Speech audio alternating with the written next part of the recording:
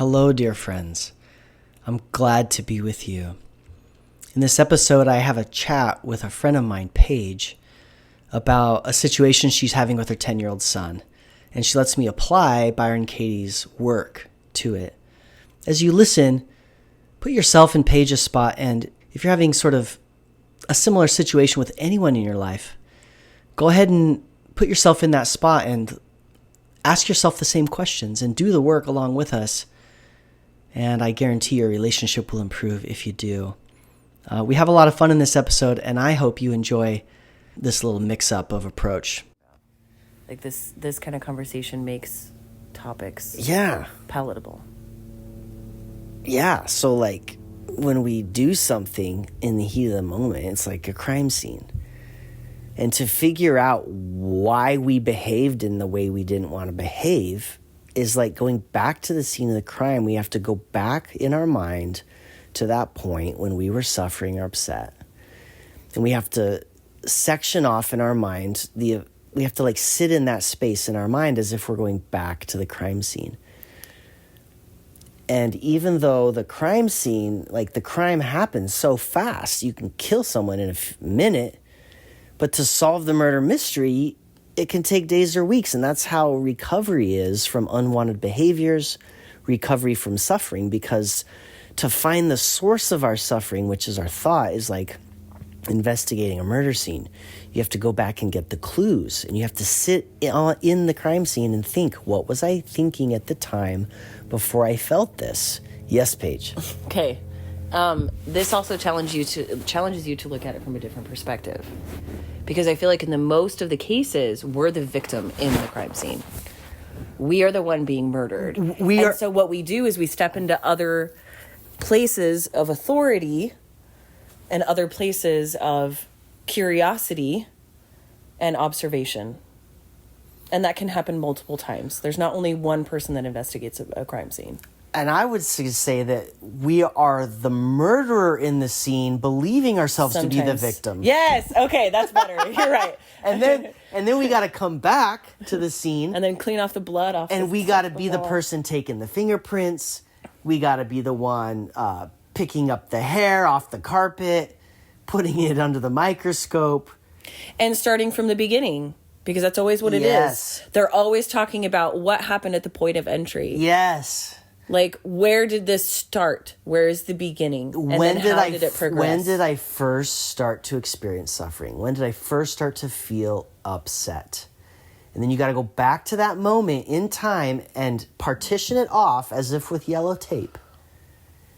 And then you got to do work.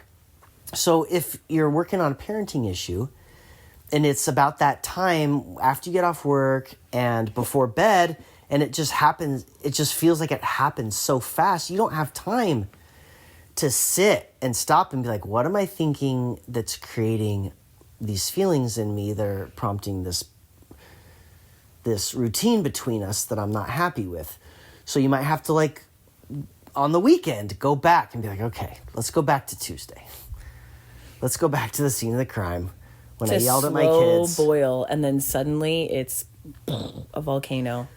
But if we don't do the work, if we don't set aside the time and we don't go back to the scene of the crime to investigate our thoughts and where we started creating that for ourselves, then we just repeat it. It just keeps happening. You know, and that's exactly what happens every week.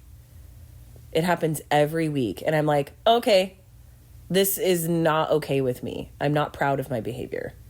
I'm not proud of how it escalates and then I just explode and then I apologize. I don't want my kids to rely on me to be dysregulated and to just ignore me when I'm upset because they're just like, yeah, okay, whatever.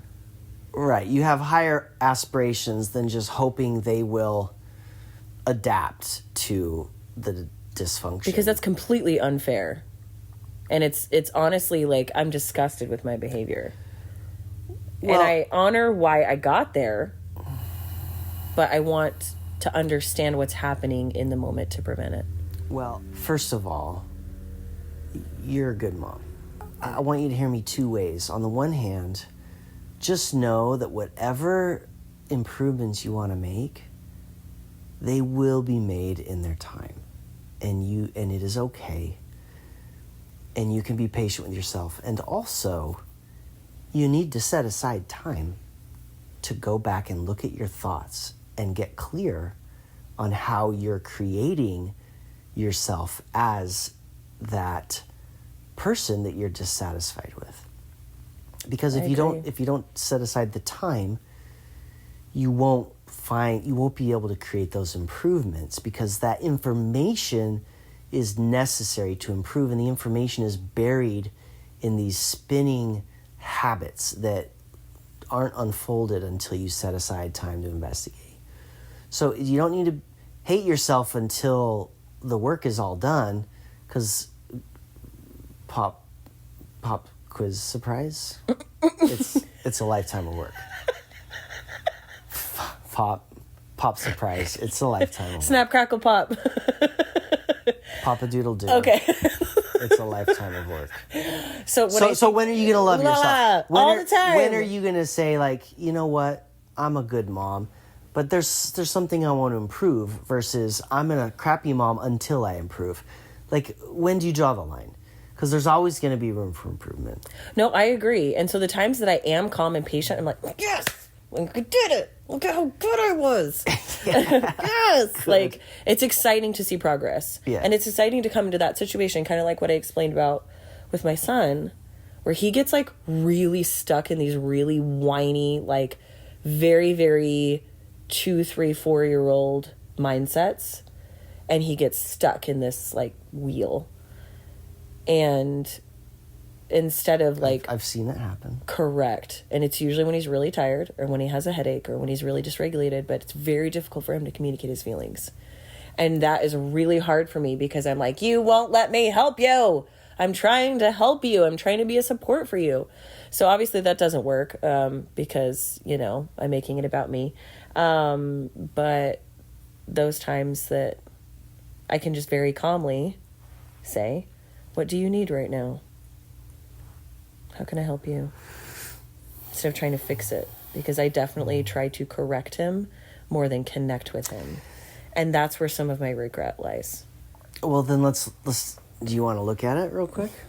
Do you want to take a second? We got all the magnifying glasses out. So let's look at it. Let's get in your mind a picture of a time when you're trying to fix him.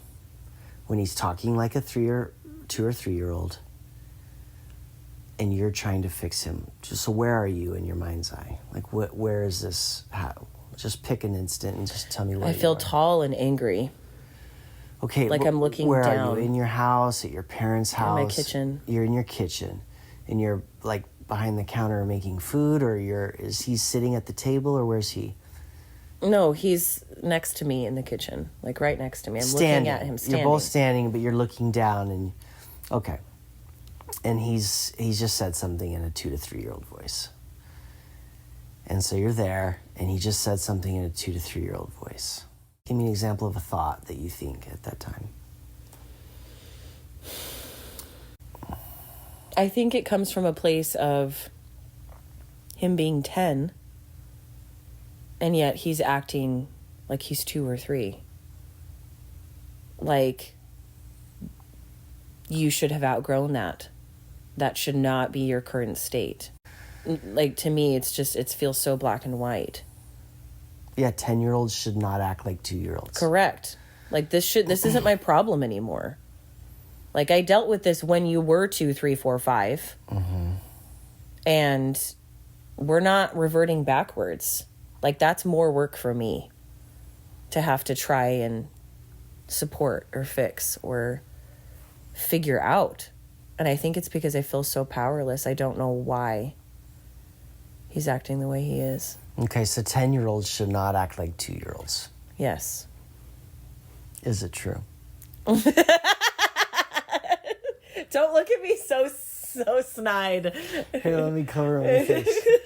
Let me cover my face. I'm just a voice under a blanket.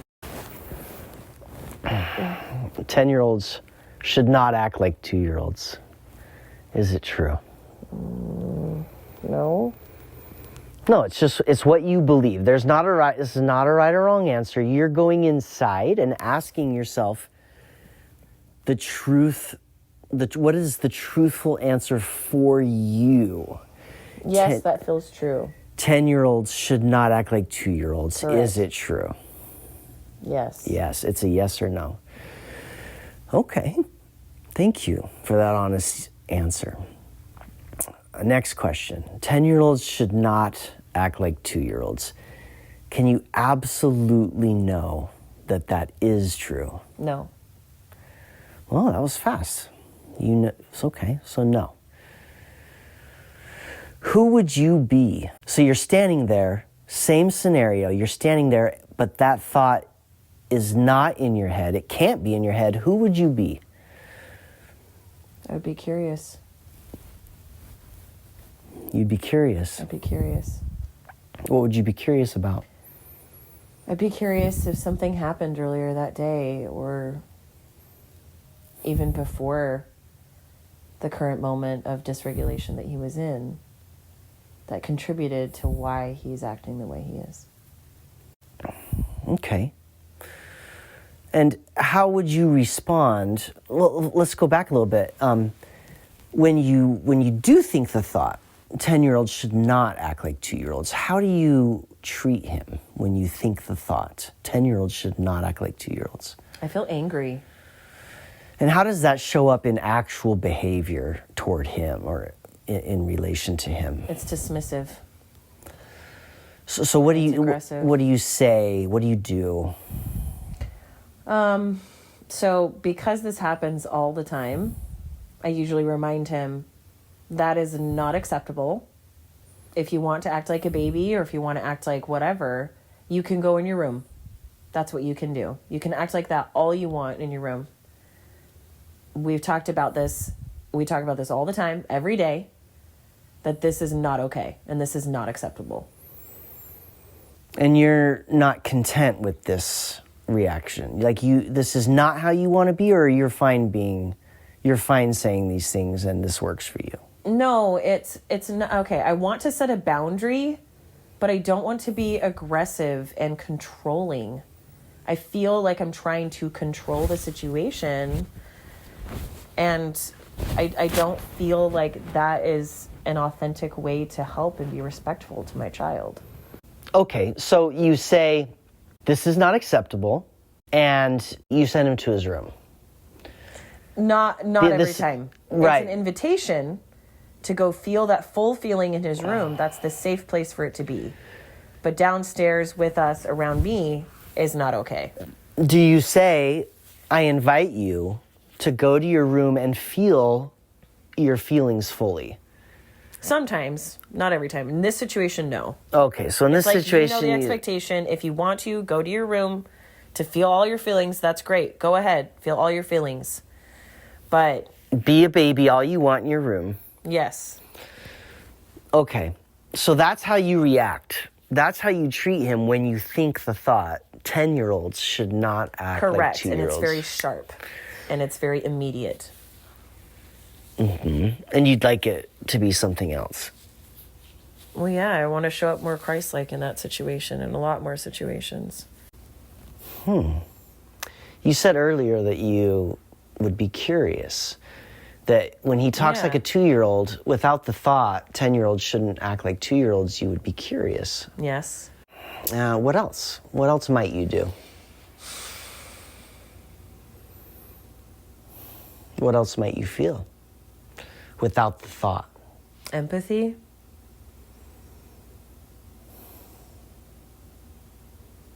Why empathy? Because I think I would see that he's having a hard time and he doesn't know how to express it. He doesn't know. He feels lost. 10-year-olds who talk like 2-year-olds are having a hard time and are lost. Is it true? Sometimes. Can you absolutely know that it's true? No.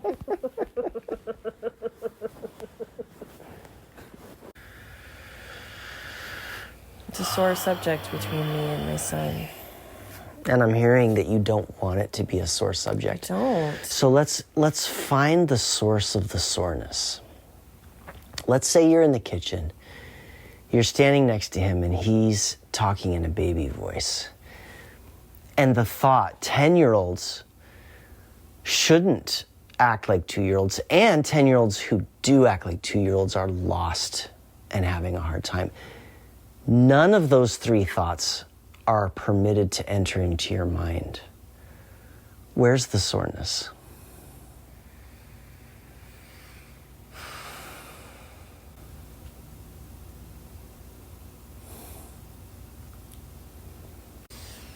That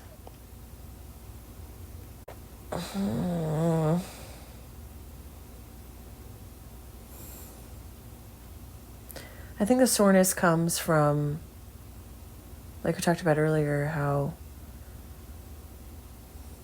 that behavior now becomes an additional responsibility that now I have to emotionally patch together my child who is interacting or acting out like a toddler, and I have grown out of that toddler phase. 10-year-olds who act like toddlers need patchwork. Is it true?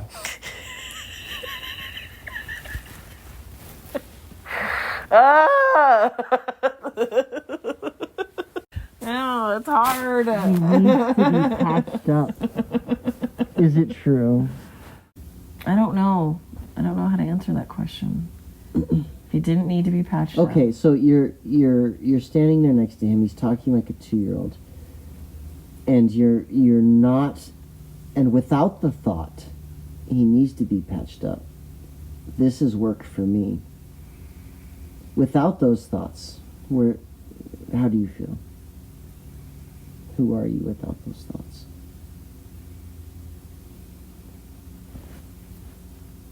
Maybe someone that also feels like I'm out of control.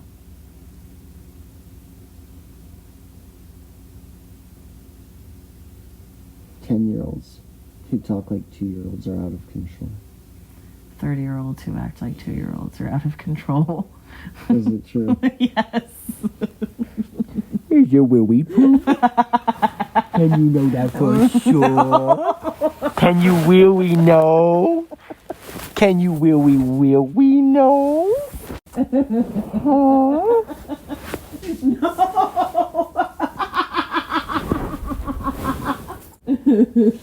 Very funny. I just don't know if you should use that in all of your coaching clients.